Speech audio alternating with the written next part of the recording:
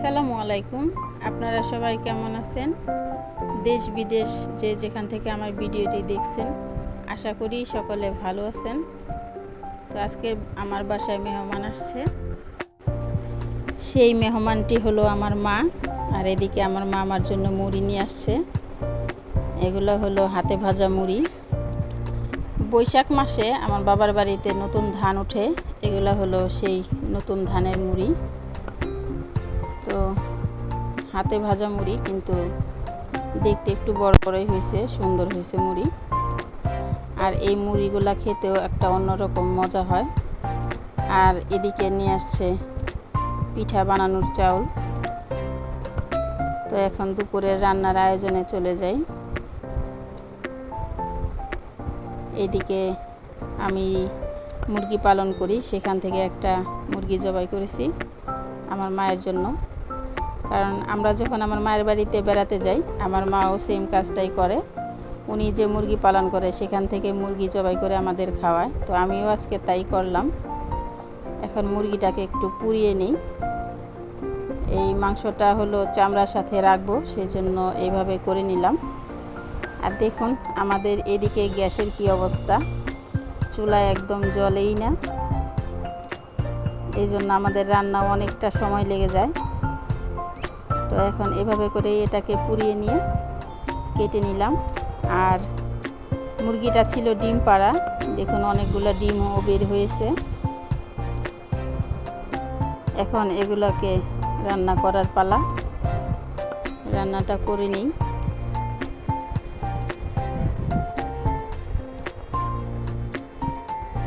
আর একটা আস্ত ডিমও বের হয়েছে। এটা সম্ভবত আজকে এই ডিমটা দিত। এখন এই মাংসগুলো রান্না করে নিই।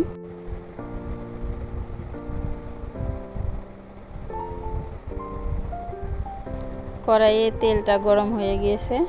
এখন এই তেলের মধ্যে গরম মশলাগুলো দিয়ে দেব। এখানে দিলাম তেজপাতা আর কালো এলাচ, সাদা এলাচ, লবঙ্গ, দারুচিনি, এগুলো সবগুলোকে একটু হালকা করে ভেজে নেব। দিয়ে দিলাম গোলমরিচ,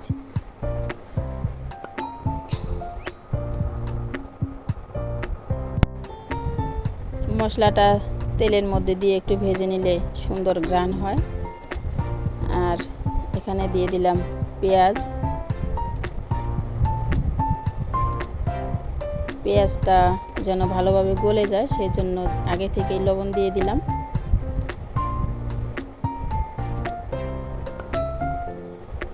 আর এখানে দিলাম ধনিয়া জিরা একসাথে বাটা আর আদা রসুনের বাটা।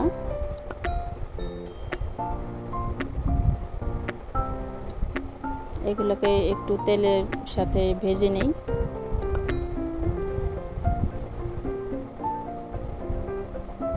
এখন দিয়ে দিব হলুদ মরিচের গুঁড়া। তরকারিটা একটু ঝাল হবে, সেজন্য আমি একটু মরিচের গুঁড়াটা বেশি দিলাম। কারণ এই মুরগিটাতে প্রচুর পরিমাণে চর্বি ছিল। বেশি ঝাল না হলে তরকারিটা খেতে ভালো লাগবে না।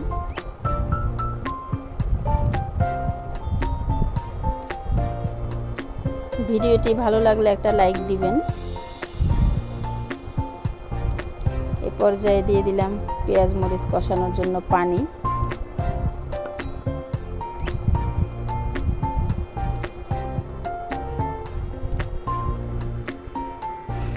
মশলাটা কষানো হয়ে গিয়েছে।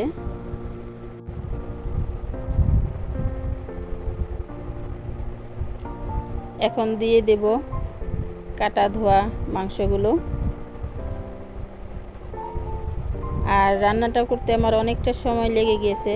এখন বাজে দুপুর 2টা, এখনও ভালো মতো গ্যাস আসে নাই, সেই জন্য অনেকটা সময় লেগেছে।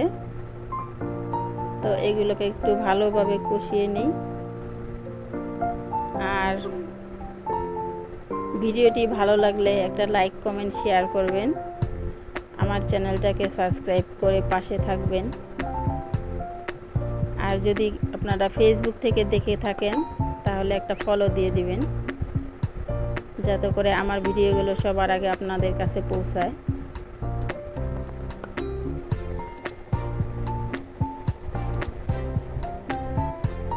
এ পর্যায়ে দিয়ে দিলাম কিছুটা আস্ত রসুন এবং কাঁচামরিচ। মাংসের তরকারিতে এইভাবে রসুন দিলে রসুনটা খেতে খুব ভালো হয়, তরকারিটাও অনেকটা স্বাদ বেড়ে যায়। তো আপনারা যারা এভাবে কখনো খাননি তারা ট্রাই করে দেখবেন, ভালোই লাগবে। এগুলোকে একটু ভালোভাবে কষিয়ে নিব। আর এখন দিয়ে দিব মুরগির কলিজা এবং সেই ডিমগুলা। এগুলো আগে থেকে দেইনি, না হলে এগুলো ভেঙে তরকারির কালারটা একটু অন্যরকম হয়ে যাবে। এগুলো কিছু সময় কষিয়ে ডিমটা আমি তুলে নিব। দেখুন আমার তরকারিটা খুব ভালোভাবে কষানো হয়ে গেছে, পেঁয়াজগুলো একদম গলে গেছে আর মাংসটার থেকে অনেক পরিমাণে তেলও বের হয়েছে। এ পর্যায়ে এটাতে ঝোলের পানিটা দিয়ে দেব।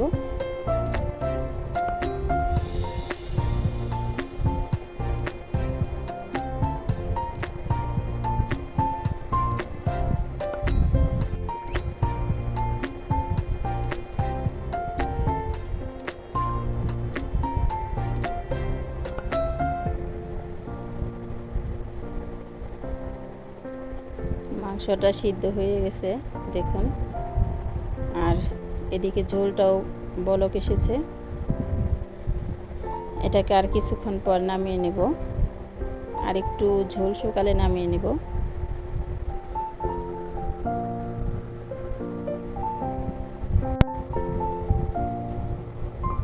তরকারিটা আমার রান্না করা হয়ে গিয়েছে, এখন এটাকে তুলে নিই। আর এদিকে কিছুটা ডিম ভুনা করে নেব। তো এই রান্নাটাও শুরু করে দিলাম। তেলের মধ্যে একটু লবণ আর হলুদ দিয়ে দিব ডিম ভাজার জন্য। হলুদটা তেলের মধ্যে দিলে ডিমের কালারটা সুন্দর হয়।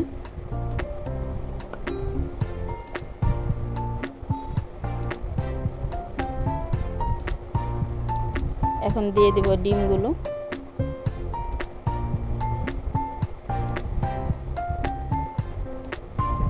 এরপর ডিম তরকারিটা রান্না আমার প্রায় শেষ।